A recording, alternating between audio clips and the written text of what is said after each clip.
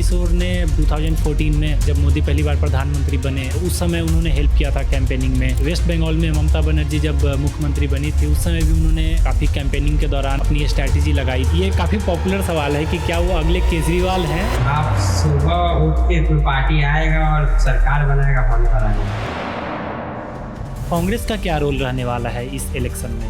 Because Congress back foot पे ही थी last election में भी, तो कोई रोल है भी उनके लिए मेंशन करना इम्पोर्टेंट है कुछ यहाँ पे? नहीं, कांग्रेस खाली पुलाव बना रही है, कन्हैया कुमार को आगे कर दी है, तो लग रहा है कि राजद से ज्यादा इस बार सीट लेके आएंगे। हम मुस्लिम को पोलराइज करने में लगे हैं। अभी बिहार या यूपी के लोग, ज़्यादातर बिहार के लोग अलग अलग स्टेट्स में जाते हैं काम करने के लिए। एक दिन वो ऐसा भी चाहते हैं कि दूसरे स्टेट्स के लोग बिहार में आकर काम करें। इस पॉइंट पे आप क्या कहना चाहेंगे कि क्या ये कभी पॉसिबल है? So Pankaj ji, thank you again for coming to the podcast. And आज का जो टॉपिक होने वाला है हमारा, वो होने वाला है बिहार इलेक्शन। एंड 2025 में ईयर के एंड में इलेक्शन होने वाला है बिहार में। अभी डेट्स नहीं आई है, लेकिन हम लोग अभी डिस्कशंस करेंगे कि किस तरीके की इवेंट्स अभी बिहार इलेक्शन के टॉपिक्स पे हो रही हैं। एंड नई पार्टी बन के जो आई है बिहार में, जन सुराज, जिसको कि लीड कर रहे हैं प्रशांत किशोर, एंड वो काफ़ी फेमस हैं पॉलिटिशियंस को इलेक्शंस जिताने के लिए। सो आज हम लोग बहुत सारे टॉपिक्स पे डिस्कस करेंगे, जिसमें से कि मेन फोकस होगा जन सुराज। सो पंकज जी, सबसे पहला सवाल ये रहेगा कि आप इस बार के इलेक्शंस को किस तरीके से देखते हैं, एंड क्या कुछ डिफरेंट होने वाला है इस साल, या फिर हर बार की तरह ये इलेक्शन सेम होगा? जैसे इसमें देखा गया है, जन सुराज पार्टी जो नया बना है और प्रशांत किशोर बनाया है, वो 2014 में बीजेपी के अपना प्लानिंग किए थे लोकसभा इलेक्शन में, फिर बहुत पार्टी को जिताए हैं और अपना पार्टी बिहार में लॉन्च किए हैं। लेकिन उनका एक प्रॉब्लम है कि वो वोट बैंक को टारगेट कर रहे हैं, जो वोट बैंक ऑलरेडी राजद के पास है और कुछ नीतीश के पास है। तो ये दोनों का वोट बैंक को ब्रेक करना चाह रहे हैं, ये उनका प्लानिंग है। और जिसकी वजह से इन फ्यूचर अभी बता नहीं सकते, बिहार का वोट बहुत कॉम्प्लिकेटेड होता है। जैसे कभी बेरोजगारी, पलायन और शिक्षा पे बात हो रही है, इलेक्शन में यही मेन मुद्दा है। लेकिन जब वोट देने जाते हैं वहाँ का कोई भी पब्लिक तो लास्ट में कास्ट पे आ ही जाते हैं कि हम इस कास्ट से है, चलो इस पार्टी को वोट दे देते, यही आएगा। वहाँ पे मेन टर्न हो जाता है।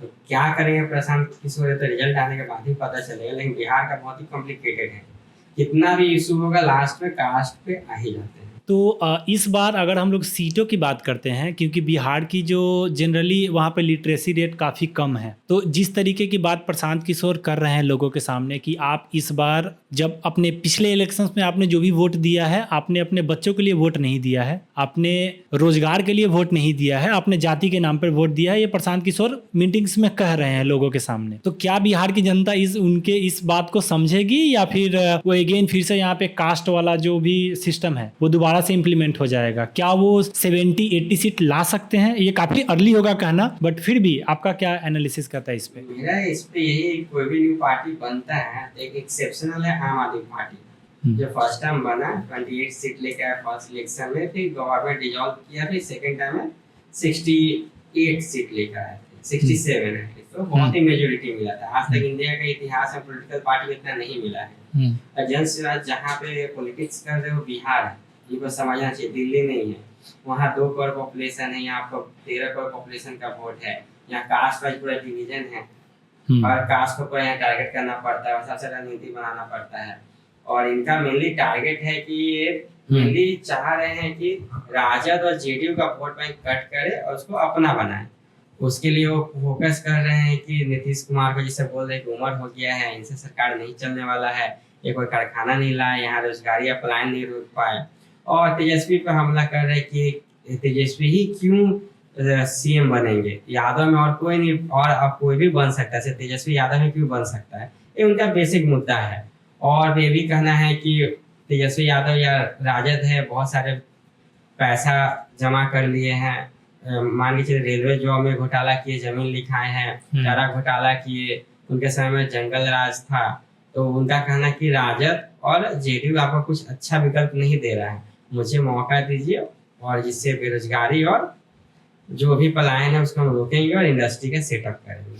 तो सवाल यहाँ पे ये है कि बिहार जब इतना पीछे जा चुका है, तो क्या अगले 5 से 10 सालों में क्या वो कोई ऐसा चेंज कर पाएंगे जो लोगों के सामने विजिबल हो? बिकॉज जब आप किसी स्टेट को 20, 30, 40 साल अगर पीछे आप धकेल देते हो, तो अगर उसे वापस से अगर ट्रैक पे लाना है तो मेरा अनुमान ये है कि आपको विजिबिलिटी के लिए 10 से 15 साल का समय मिनिमम लगेगा। तो इस पे आपका क्या थॉट है? बिहार का बेसिक क्या है, कोई भी इंडस्ट्री क्यों नहीं आती है? सीएम बोलते हैं कि लैंडलॉक है, तो इंडिया में आप यूपी भी देखिए लैंडलॉक है, मध्य प्रदेश में लैंडलॉक है, आपको बहुत जगह मिलेगा लैंडलॉक है। लेकिन यहाँ का बेसिक प्रॉब्लम क्या है कि ट्रांसपोर्ट कॉस्ट बहुत ज़्यादा है।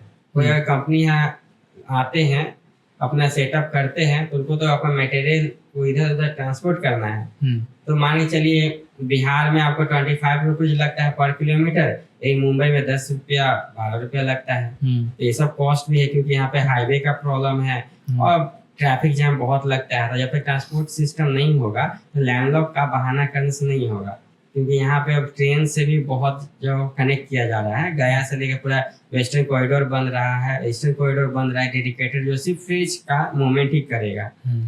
और कोई भी जगह पे डेवलप करने के लिए आपको ब्लूप्रिंट लेके चलना पड़ता है। आप आंख बंद करके सिर्फ हवा में वादा कर देने से बिहार नहीं बदलने वाला है। बिहार को बदलना तो आपको 10 साल का कम से कम ब्लूप्रिंट लेके चलना होगा। हमने कई जगह इवेंट्स में ये सुना है कि तेजस्वी यादव ये क्लेम करते हैं कि पिछली बार जब वो डिप्टी सीएम बने थे, उन्होंने 5 लाख गवर्नमेंट जॉब प्रोवाइड की थी लोगों को। इस बात में कितनी सच्चाई है? बिकॉज जो प्रशांत किशोर आंकड़ा दे रहे हैं कि शायद पूरे बिहार में 21 या 22 लाख बिहारी कर्मचारी हैं जो बिहार के हैं, तो उनका बिकॉज वो पूरे बिहार के लोगों को गवर्नमेंट जॉब तो नहीं दे सकते, पॉसिबल नहीं है। तो इस बात में कितनी सच्चाई है? बिकॉज मुझे ये सरासर झूठ लगा। सो आपने क्या इस पे? एक्चुअली वहाँ पे बिहार में शिक्षा का बहाली किया गया 1,75,000, इतना ही वहाँ वैकेंसी हुआ उस पीरियड में। और के पाठक थे, एजुकेशन के सेक्रेटरी थे, पूरा दायित्व अपना पर लेकर पूरा किए। बिहार में बहुत चेंज किए, आधार बेस्ड अटेंडेंस किए, बच्चे लोग को स्कूल आना कंपलसरी किए, टीचर लोग को ऑन टाइम ज्वाइन करना है, लेट नहीं होना है। तो उन लोग को ये भी सुविधा बाबू बोले हैं कि फिलहाल अभी तो लेडीज लोग को अलग अलग ड्यूटी दिए हैं, अलग अलग स्कूल में, उनके घर से दूरी पे है, फ्यूचर में नियर देंगे जिससे उनको प्रॉब्लम ना हो। ये जो भर्ती हुआ है मेनली शिक्षा विभाग का हुआ था, और इसमें नीतीश जी का भी उतना ही सहयोग था जितना तेजस्वी जी का था। और ये सिर्फ बोल देना कि हम ही किए हैं, इससे पहले भी वो आए थे 15 में। हाँ। और नीतीश और तेजस्वी जी उस समय वो डिप्टी सीएम बने थे, उस समय कितना दिए थे नौकरी?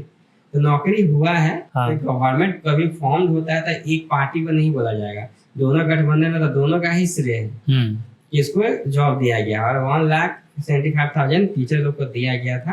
ये 10 लाख 5 लाख आंकड़ा नहीं है बिहार में। तो अगर देखें हम लोग तो सीट के मामले में हम लोग जन सुराज का ये काफ़ी अर्ली होगा कहना कि वो कितनी सीट जीत पाएंगे। अब हम लोग आते हैं चिराग पासवान पे, वो भी एक यंग लीडर हैं, तो आपको ये पॉसिबिलिटी दिख रही है कि वो अकेले ही लड़ेंगे? एंड क्या उनके पास इतना सपोर्ट है? चिराग पासवान अकेले लड़ेंगे तो कभी वो 5 या 10 सीट से ज्यादा नहीं आएगा, इवन 0 भी आएगा। Okay. उनको 243 सीट पर लड़ रहे हैं, लेकिन जब तक बीजेपी का वोट उन पर ट्रांसफर नहीं होगा अकेले लड़ते हुए, वो सक्षम नहीं है, उनको नहीं आने वाला, वो सपना देख रहे हैं। लेकिन इन लोग का प्लानिंग है, क्योंकि चाह रहे डिप्टी सीएम बनने का, और बिहारी फर्स्ट का नाम लेके चले, युवा में बहुत लोकप्रिय है। हम लोग का मुजफ्फरपुर हाजीपुर एरिया में उनका बहुत फैन बेस भी है। लेकिन एक पार्टी को सिर्फ ज्यादा सीट पर लड़ाने से नहीं होता है, वो पार्टी कितना सीट पे जीतेगा वो मेन देखा जाता है। जैसे एक उदाहरण हुआ 2020 में कांग्रेस 77 सीट पर लड़ी, वो 18 सीट ही जीत पाई। उससे प्रॉब्लम क्या हो गया कि अगर वो 77 सीट पर लड़ के अगर वो 50 सीट या 30 सीट भी लेके आती तो उसके वजह से तेजस्वी यादव आज सीएम रहते, क्योंकि 2020 का इलेक्शन सबसे क्लोज हुआ था और 5-6 सीट का ही डिफरेंस था। और मान के चलिए 2025 का 2020 का जैसा नहीं होगा, इसमें बहुत चेंजेस आएगा, बहुत बदलाव आया है, बहुत लोग समझ गए पॉलिटिक्स कैसे हो रहा नहीं हो रहा, जो बहुत पर्दा के पीछे रह के करते थे वो लोग सब सामने आ गए। ओके, तो अब कई लोग ये भी सवाल कर रहे हैं कि जो नीतीश कुमार हैं अब वो उस तरीके की एनर्जी उनके पास नहीं है, या फिर वो एक तरीके से कहें तो अब सक्षम नहीं है कि वो सीएम बने, या फिर उस तरीके का वर्क उनका नहीं रहा है। तो क्या अगर बीजेपी, अगर एक पॉसिबिलिटी हम लोग लेते हैं कि इस बार फिर से बीजेपी एंड नीतीश का जो पार्टी का जो गठबंधन है, अगर वो लोग सरकार बनाते हैं तो क्या फिर से नीतीश कुमार सीएम बनेंगे? एंड अगर सीएम बनते हैं तो कई लोगों का ये मानना है कि बिहार फिर से उसी स्टेट में रहेगा जैसा कि अभी है।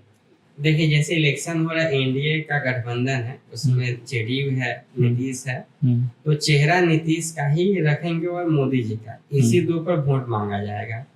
और किस पार्टी का कैसा सीट आएगा डिपेंड करेगा, लेकिन मुझे लगता है 99% चांसेस पर नीतीश जी सीएम नहीं बनेंगे। हाँ, मुझे भी कुछ ऐसा ही अनुमान है। इस बार बीजेपी पूरा ट्राई करेगी कि अपना सीएम बनाए, क्योंकि नीतीश जी जीरो थे और उनको अटल बिहारी वाजपेयी का आशीर्वाद की वजह से वो सीएम बने और इतना दिन रह पाए।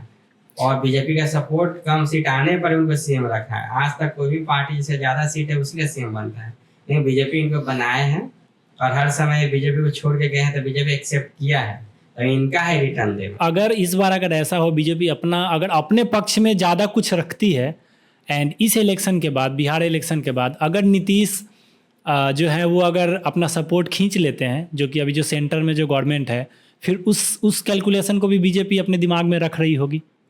हाँ, 2024 इलेक्शन यही सेटबैक था बीजेपी के लिए कि वो लोग बहुत ज्यादा 400 प्लस लेके चल रहे थे। सेटबैक हो गया कि उनको खुद ही बहुमत नहीं मिला, तो अभी थोड़ा डिपेंडेंट है। हाँ, और ये याद रखिए कि नीतीश कभी भी गठबंधन तोड़ेंगे, हाँ, तो वो एमपी को नहीं रोक पाएंगे अपना बीजेपी में जाने से। अच्छा, ये एमएलए को कंट्रोल कर लेंगे, लेकिन एमपी एक दो को छोड़कर कंट्रोल नहीं करेंगे। तो अगर नीतीश कुमार अगर कॉर्नर किए भी जाते हैं तो बीजेपी को पॉसिबिलिटी है कि कम नुकसान हो। मुझे लगता है नीतीश कुमार अपना बेटा को पॉलिटिक्स में लाना चाह रहे हैं और उनको पार्टी को अगर जीवित रखना है तो मौका है। मुझे लगता है अपना बेटा को डिप्टी सीएम बनाएंगे और बीजेपी का सीएम रहेगा, उनको एक्सेप्ट करना ही होगा, क्योंकि बेटा को कोई लाके डायरेक्ट बोलते हैं नहीं, पैराशूट पे लाकर लॉन्च करके सीएम नहीं बनाएगा, कोई बात पता है। हाँ। इनको अच्छा है कहीं का गवर्नर बन जाए, हाँ, और अपना वो देखते रहे, लेकिन ये 20 साल बिहार का सीएम रहे हैं, अब इनको रेस्ट करना चाहिए। ओके, नेक्स्ट सवाल ये है कि बहुत लोग, जो प्रशांत किशोर ने बहुत अलग अलग स्टेट्स में 2014 में जब मोदी पहली बार प्रधानमंत्री बने तो उस समय उन्होंने हेल्प किया था कैंपेनिंग में।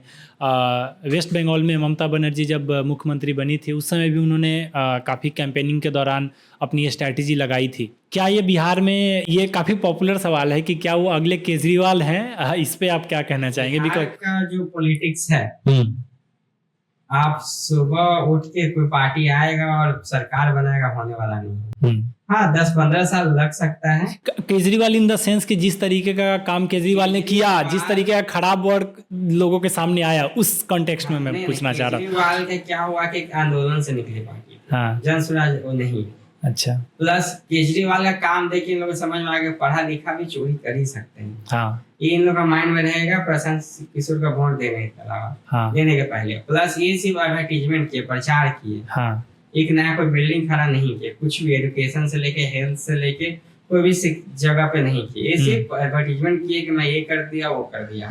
पाइपलाइन, पाइप का समय, पानी का समस्या नहीं गया, पाइपलाइन का नहीं कर पाया। ये आप केजरीवाल की बात कर रहे हैं? हाँ, नहीं कर पाए। पब्लिक को 10 साल में को दिल से बहुमत दिया हुआ पार्टी काम नहीं करता, पब्लिक देख चुकी है। और आपको याद आना चाहिए कि यूपी और बिहार का आदमी दिल्ली में जाता है। हाँ, तुम लोग का माइंड में है कि केजरीवाल क्या काम क्या नहीं किया है। और सबसे बड़ा बात, केजरीवाल का बेनिफिट था कि आंदोलन से निकला, पहला। दूसरा था यहाँ पॉपुलेशन कम था। तीसरा, लेफ्ट विंग का पूरा मीडिया से लेकर हर का सपोर्ट था, एक प्लानिंग उनके लिए होता था। उनके खिलाफ आज तक मीडिया कोई रिपोर्ट नहीं करी, इतना घोटाला होने के बाद भी। और प्रशांत किशोर का पूरा अलग ही है, इनको गाँव जाना पड़ेगा, धूल धक्कर खाना पड़ेगा, मेहनत करना पड़ेगा। इनको एटलीस्ट 10 साल से 15 साल लगेगा सिर्फ उनका 25-30 या लाने के बाद उनको एक पूरा प्रॉपर मेजोरिटी लाने में। और बिहार का जैसा इलेक्शन होगा, आपको एक पार्टी जल्दी मेजोरिटी नहीं लाएगा, पूरा नहीं लाती। ला लिया गया है, लेकिन बिहार में अभी भी मुश्किल है, क्योंकि कास्ट बेस बहुत बैलेंस करना पड़ता है। ओके, एक क्वेश्चन और, प्रशांत किशोर अपने जब भी वो मीटिंग्स करते हैं वहाँ पे वो एक चीज़ मेंशन करते हैं कि मेरा भी ये थॉट है कि जैसे अभी बिहार या यूपी के लोग, ज़्यादातर बिहार के लोग अलग अलग स्टेट्स में जाते हैं काम करने के लिए, जो लोग लेबर हैं वो लोग काम खोजने के लिए दूसरे स्टेट्स में जाते हैं। एक दिन वो ऐसा भी चाहते हैं कि दूसरे स्टेट्स के लोग बिहार में आकर काम करें। आपको ये इस पॉइंट पे आप क्या कहना चाहेंगे कि क्या ये कभी पॉसिबल है? देखिए, कोरोना हुआ था, हाँ, उस समय एग्जाम्पल, प्राइम एग्जाम्पल था गुजरात। बहुत सारे लेबर थे बिहार का, तो अपने अपने घर चले गए। तो वहाँ लोकल को दिया गया वर्क, तो लोग से वर्क ही नहीं होता क्योंकि वो लोग स्किलफुल थे ही नहीं। लास्ट में बहुत जगह इन लोगों को तो फ्लाइट का टिकट देकर, एसी ट्रेन का सीट देकर, जो जनरल में गया हमेशा इनको बुलाया गया। बिहार में अगर इंडस्ट्री सब कुछ देगा या आपके घर के पास आपको काम मिलेगा, आप वहीं करिएगा। फिलहाल नहीं है, और बिहार का स्किल वर्कर है, इनको मिलेगा तो बिहार का डेवलप ही होगा, लेकिन यहाँ पे इंडस्ट्री है ही नहीं। एंड यहाँ पे एक सवाल और है, कांग्रेस का क्या रोल रहने वाला है इस इलेक्शन में? बिकॉज कांग्रेस बैकफुट पे ही थी लास्ट इलेक्शन में भी, तो कोई रोल है भी उनके लिए मेंशन करना इम्पोर्टेंट है कुछ यहाँ पे? कांग्रेस ख्याली पुलाव बना रही है, कन्हैया कुमार को आगे कर दी है, तो लग रहा है कि राजद से ज्यादा इस बार सीट लेके आएंगे। पूरा मुस्लिम को पोलराइज करने में लगे हैं, और वो शुरू से कर रहे हैं, और यहाँ जाके लास्टली लॉस राजद को ही होने वाला है। तो जब सीट शेयरिंग जब होगी कांग्रेस एंड बाद बाकी जो लालू, अगर ये लोग सब एक साथ अगर इलेक्शन में उतरते हैं, तो सीट शेयरिंग का क्या मुद्दा होने? कांग्रेस को ये लोग सीट देंगे? लास्ट टाइम तो 77 दिए थे, इस बार मुझे लगता है 30 से ज्यादा नहीं देंगे। एंड उसमें भी अगर वो कन्वर्जन कर पाते हैं, अगर 10 सीट ला पाए तो बहुत बड़ी बात होगी, क्योंकि इनका बेसी है अपना पार्टी का ही वोट खाना, मतलब अपना जो गठबंधन का पार्टी उसी का वोट खाते हैं। प्रॉब्लम यही है। ओके। एंड लास्ट इलेक्शन में उस लास्ट इलेक्शन तो नहीं कहूँगा, इस बार मनीष कश्यप का चेहरा भी काफ़ी पॉपुलर है बिहार में, तो उन्होंने जन स्वराज को ऑफिशियली ज्वाइन किया है, एंड वो कुछ टाइम तक बीजेपी के साथ थे, तो उनकी पॉपुलैरिटी आई थिंक लोगों में कम हुई है, या फिर आपका क्या थॉट है इस पे? एक व्यक्ति जिसे तेजस्वी यादव जेल भिजवाते स्टालिन के साथ मिलते, वहां से पार्टी छोड़ाता है, पूरा खर्च करता है, तो बीजेपी में है। फिर कुछ घटना हुआ, वो पटना एम्स में गए, उनको जूनियर डॉक्टर लोग पीट दिए, अच्छा से कूटे हैं। उसका फिर ध्यान में आया कि बीजेपी बेकार है, वहां से छोड़ के फिर जन स्वराज में गए। जो आदमी राजनीतिक लॉन्च होने से पहले इतना अपना दल बदल रहा है, इतना अपना रणनीति बदल रहा है, उसमें पब्लिक भरोसा नहीं करेगी। ओके।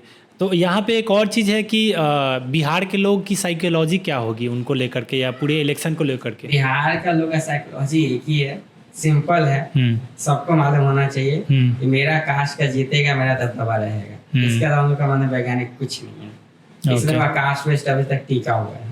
ठीक है, तो ये सारे मुद्दे होने वाले हैं इस बार। ठीक है, तो हम लोग एक बार फिर से पॉडकास्ट करेंगे इस टॉपिक के ऊपर, एंड हम लोग देखेंगे जैसे जैसे इवेंट्स आगे बढ़ते हैं, इलेक्शन और नज़दीक आएगा, किस तरीके की आउटपुट हमें देखने को मिलती है, हम लोग इस पे दोबारा डिस्कशन करेंगे।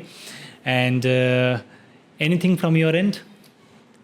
बिहार इलेक्शन है, सबको बहुत इंतजार है, क्योंकि इससे पूरा भारत पे इम्पैक्ट पड़ता है, आने वाला लोकसभा पे इम्पैक्ट पड़ता है, इवन बंगाल पर इम्पैक्ट पड़ेगा, केरला पे पड़ेगा, तमिलनाडु पे पड़ेगा, सब 26 में होने वाला है।